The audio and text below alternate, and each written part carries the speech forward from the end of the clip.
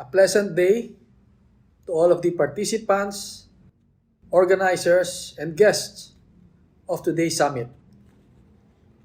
It is an honor and pleasure to be a part of this year's InsurTech Summit, which offers a stage for learning, development, and discussion among our peers and partners in the microinsurance sector. With that, I would like to express my earnest gratitude and appreciation to the Microinsurance Intermediaries and Practitioners Association of the Philippines, or MIPAP, for having me as one of their speakers for this activity. I would like to also acknowledge the participation of GIZ and PIRA in organizing this event. Insurance has been proven to be an effective tool in mitigating costs and expenses stemming from unforeseen events such as accidents, loss of lives, and other natural disasters. With what we have experienced last year, the importance of owning an insurance plan has been further emphasized. However, one issue on the insurance is affordability. And let's be honest, there is still this connotation among our countrymen that insurance is only for those who earn well. To address this issue, microinsurance and microfinance instruments were introduced in the country to cater the needs of the low-income and other marginalized sectors, giving them the protection akin to insurance but at a lower cost of premium.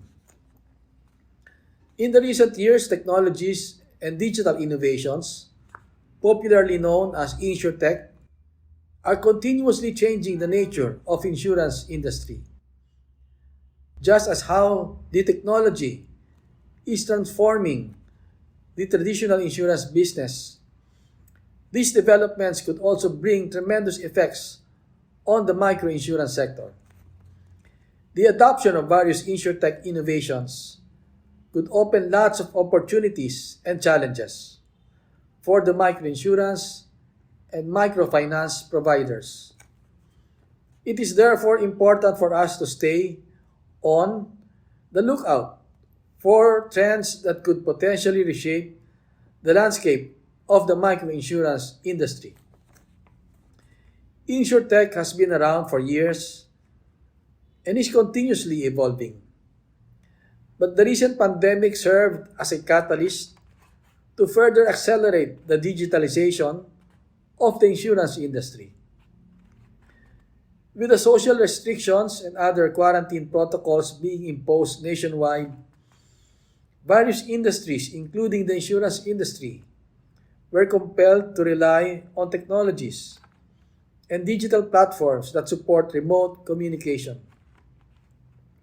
Through online and virtual means, we were able to stay connected with our clients, customers, and stakeholders despite the pandemic situation. In the near future, even after this pandemic, we can expect that technology will continue to become a huge part of the insurance and microinsurance industries. Continued evolution in the digital and mobile platforms are seen to give rise to online services, which could replace face-to-face or human transactions in the process of procuring an insurance product. Technology, once used wisely and efficiently, could be a powerful tool that could widen our reach and make financial risk protection more inclusive for every Filipino. The massive growth in the use of smartphones and other mobile devices, in particular, has provided an opportunity to deliver cost-effective distribution of information and financial literacy campaigns to the targeted markets and audiences. As continued digitalization of the industry could open opportunities, it could also pose challenges both on the part of the product providers and the regulators. The use of technology must match the technological skills and resources of the large target market. For instance, the online payment of premiums could be a big convenience for clients covered by micro insurance and other similar insurance products with small premiums.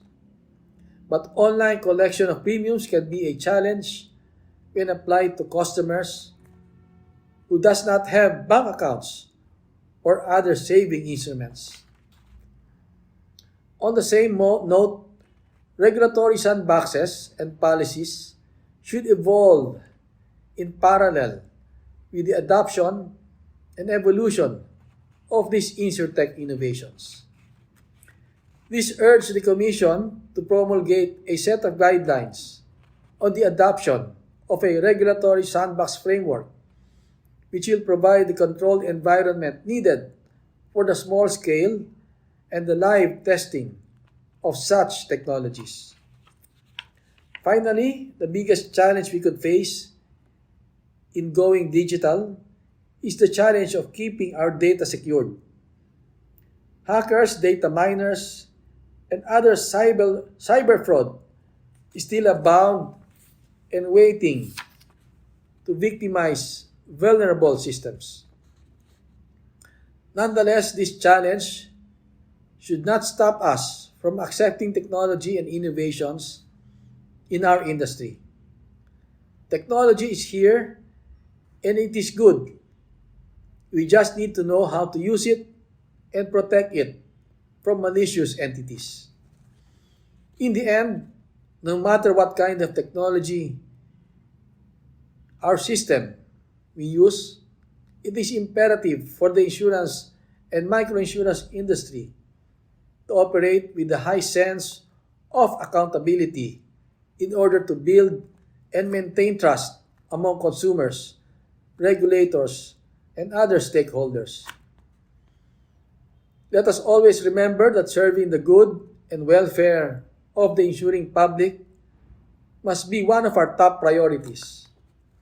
Therefore, applying these innovations should not only make our jobs easier and faster, it must also improve our quality of service to the people. Technology is a powerful tool, but the efforts in creating a financially inclusive society for every Filipino is still ours to make. I hope that this activity will be a source of new learning for our microinsurance and microfinance service providers. Once again, thank you, and may you all have a safe and productive day ahead.